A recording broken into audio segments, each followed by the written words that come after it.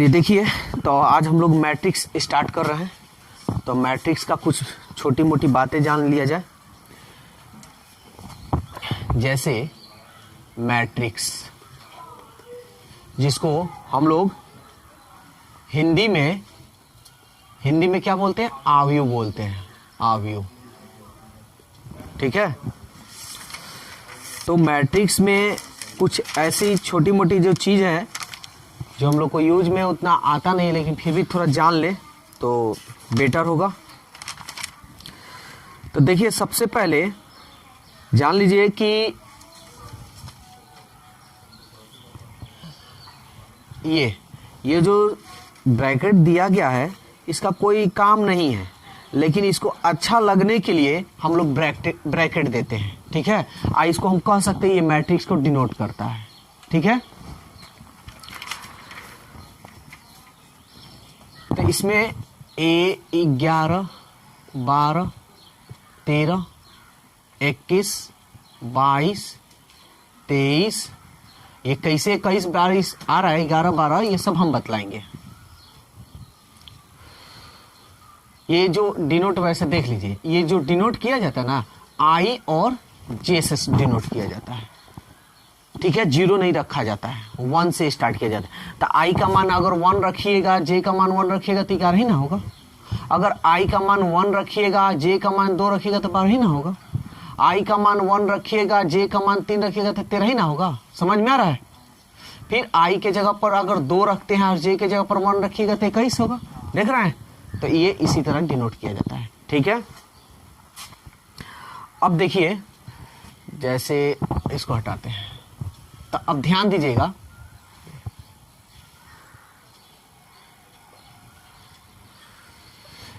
ये जो सीधा है ना, ऐसे ये जो सीधा है इसको हम बोलते हैं रो।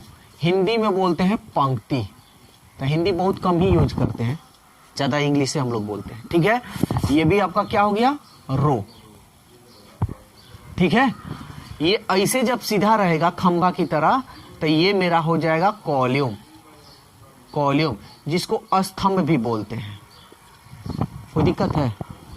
ये भी मेरा स्तंभ ही होगा, ये भी मेरा स्तंभ ही होगा। ठीक है।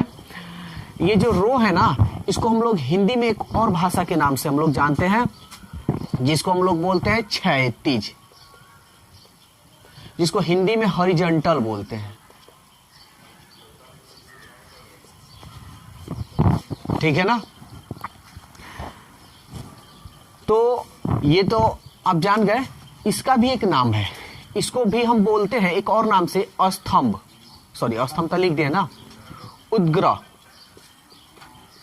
इसको वर्टिकल हम लोग बोलते हैं। लेकिन जब मैट्रिक्स का जो चैप्टर हम लोग पढ़ेंगे ना, तो वर्टिकल और हॉरिजॉन्टल का बात हम लोग नहीं करेंगे, उसके जगह पर रो एंड कॉलम का यूज करेंगे। ठीक है। अगर क्वेश्चन का दे कोटि बताइए, तो कोटि बताने का मतलब देखिए, रो को हम लोग m से डिनोट करते हैं और कॉलम को n से डिनोट करते हैं। अगर कोटि कह देगा ना, तो सीधा आप लिखिएगा m गुणे n। कोटि को इंग्लिश में हम लोग ऑर्डर कहते हैं। ठीक है। इसमें जो है इसको अवयव आप कह सकते हैं। एक गो अवयव, 2 गो अवयव, 3 गो अवयव, 4, 5। ठीक है, ये अवयव है। तो ये तो मेरा कोटि हो गया। अब कुछ ये भी देख लीजिए। जैसे मान लीजिए कह देगा कि क्षैतिज आव्यूह किसे कहते हैं? क्षैतिज मतलब ये। तो क्षैतिज आव्यूह उसको कहिएगा जब क्षैतिज यानी रो की संख्या अधिक हो। यहां देखिए तो 1, 2, 1, 2, 3। तो रो कितना हो रहा है आपका? 2। 1, 2, 3, ये हो गया 3। कभी भी पहले रो ही लिखिएगा, ये नहीं कि कब पहले 3 लिख दिया 2 लिख दिया, ऐसा नहीं, गलत हो जाएगा। ठीक है। तो देखिए, तो यहां कौन ज्यादा हो रहा है? कॉलम। कॉलम ना ज्यादा हो रहा है, तो इसको हम बोलेंगे उद्ग्रह आव्यूह। जो ज्यादा होगा वही हम बोलेंगे। ठीक है। यानी कॉलम ज्यादा हो रहा है तो उद्ग्रह आव्यूह। अगर रो ज्यादा होता है, एक और एग्जांपल ले लेते हैं। मान लीजिए 2, 3, 3, 5, 6, 7। देखिए तो कौन ज्यादा है? 1, 2, 3 रो 3 हो गया, 1 2 2, कौन ज्यादा हो रहा है? रो ज्यादा हो रहा है ना, तो आप इसको बोलिएगा क्षैतिज अवयव। समझ में आया?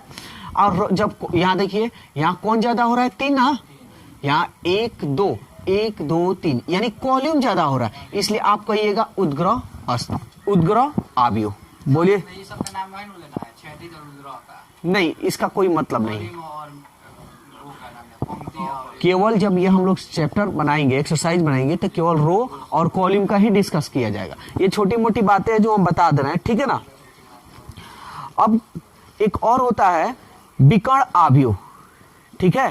तो विकर्ण अवयव किसे कहते हैं? आप लोग विकर्ण जानते हैं कि एक आयत बना देते, इसी को ना विकर्ण कहते हैं। तो आप एक देख लीजिए यहाँ पे, जैसे 0 1 0 0 0 2 0 0 0 5, ये हो गया ना। यानी ये सब, ये जो है इसी को ना हम लोग विकर्ण कहेंगे। समझ में आ रहा है? तिरछा जो होगा वो विकर्ण। इसके अलावा जितने इनका यानी एलिमेंट है, अवयव, सबको क्या होना चाहिए? 0 होना चाहिए। समझ में आया? अगर 1 हो जाए, 2 हो जाए, तो ये विकर्ण अवयव नहीं होगा। समझ में आ रहा है ना?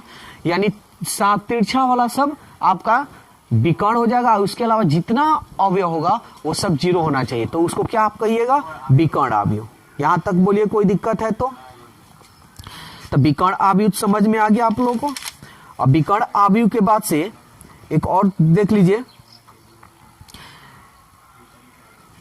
जैसे हम लोग इकाई अवयव या तत्समक अवयव किसे कहते हैं, ये भी देख लीजिए। तो देखिए, इकाई अवयव और तत्समक अवयव क्या होता है? जब विकर्ण समान हो, जब विकर्ण, ये तो हो गया इतना। अब मान लीजिए इसी के जगह पर हम रख दें 1 और 1, सब समान है ना, तो इसको आप कह सकते हैं इकाई अवयव या तत्समक अवयव, ठीक है ना। इकाई अवयव या तत्समक अवयव, लेकिन यहां 1 के अलावा अन्य कोई संख्या नहीं होनी चाहिए, 2 नहीं होनी चाहिए। जब भी होगा तो 1 ही होगा। समझ में आ रहा है? तो नहीं, जैसे वो तो विकर्ण अवयव हो जाएगा। अभी देख लीजिए, 5 0 0 0 6 0 0 0 9, तो ये समान, ये आपको तो दिखाई दे रहा है, तो ये विकर्ण अवयव हो जाएगा। लेकिन जब 1 1 रहेगा ना, तो ये इकाई अवयव कहलाई, ये इकाई अवयव कहिए या इसको तत्समक अवयव कहिए। 5 नहीं, तब वो ये विकर्ण अवयव होगा। विकर्ण अवयव केवल 1 ही 1 होना चाहिए। ये कहीं दे रहा है इकाई अवयव, इकाई मतलब 1। समझ में आया? इतना तो कोई दिक्कत नहीं है। तो ये आप लोग का बेसिक था, ठीक है। अब चलिए हम लोग एक्सरसाइज देखते हैं। अब देखिए क्वेश्चन नंबर 1 क्या कह रहा है? कह रहा है कि 7 अवयव वाले अवयव की संख्या, अवयव का मतलब 7 गो अवयव होना चाहिए, और कितना आप वैसे अवयव बना सकते हैं। तो सीधा बात है, 1 का पहला 7 है ना, इसका फैक्टर कीजिए। तो देखिए, तो 7 गुणे 1 कर सकते हैं आप, एक तो अवयव हो गया, और 1 गुणे 7 कर सकते हैं, और कोई तरीका से है नहीं। तो अवयव की संख्या आपकी कितनी होगी? 2।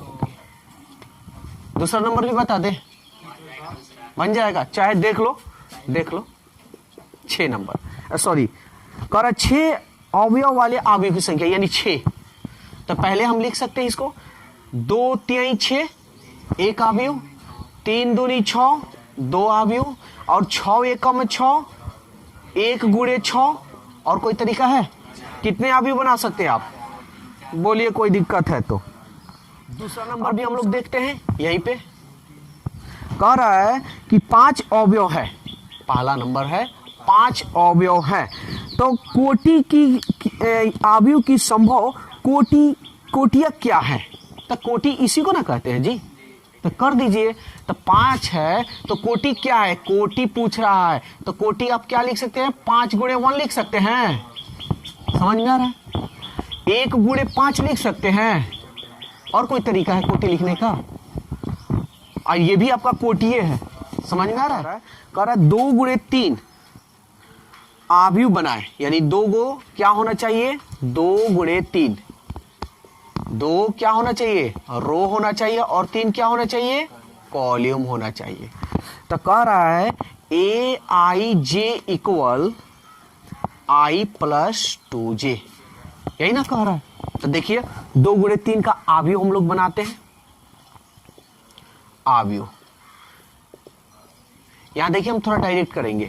आई की जगह पर 1 रखते हैं, आई की जगह पर 1, जे की जगह पर 1। यहां देखिए, यहां रफ थोड़ा हम कर दे रहे हैं समझने के लिए। आई का भी मान 1 और जे का भी मान 1, ठीक है ना।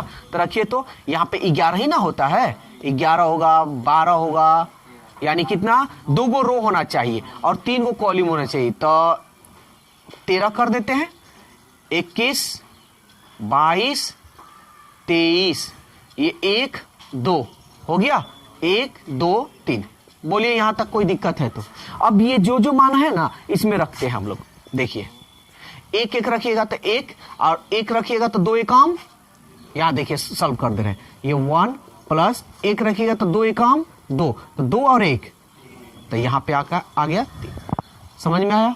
फिर आप क्या रखिएगा, आई की जगह पर 1 रखिएगा और जे की जगह पर क्या रखिएगा, 2। तो रखते हैं आई की जगह पर 1, जे की जगह पर 2, तो 2 दूनी 4, 4 और 1 5। समझ में आ रहा है? फिर आप क्या रखिएगा, आई की जगह पर 1 रखिएगा, 3 रखिएगा, तो 3 दूनी 6, और 6 और 1, कोई दिक्कत? फिर 2 रखिएगा, आई की जगह पर 2 और जे की जगह पर 1, तो 2 एकम 2, तो यहाँ पे 2 है ना, तो 2 और 1, सॉरी यहाँ पे 2 रख लेते हैं, और 1 रखिएगा तो 2 एकम 2, 2 2 4। समझ में आ रहा है कि कोई दिक्कत हो रहा है? फिर 2 रखिएगा, यहाँ पे भी 2 रखिएगा और यहाँ पे भी 2, 2 दूनी 4, 4 और 2 6। फिर 2 रखिएगा 2 और यहाँ 3 रखेंगे, 3 दूनी 6, 6 और 2 8। तो देखिए तो कितना कर रहा है, 2 रो होना चाहिए, 1 2, 3 गो कॉलम होना चाहिए। 2 गुणे 3 का आगे बन गया। तो दोस्तों वीडियो कैसा लगा, अपनी राय कमेंट्स बॉक्स में ज़रूर दें। अगर वीडियो अच्छा लगा है तो वीडियो को लाइक कीजिए, सब्सक्राइब कीजिए और इस वीडियो को ज़्यादा से ज़्यादा अपने दोस्तों में शेयर कीजिए। तो आज के लिए इतना ही, फिर अगले दिन मिलते हैं। Okay, bye bye.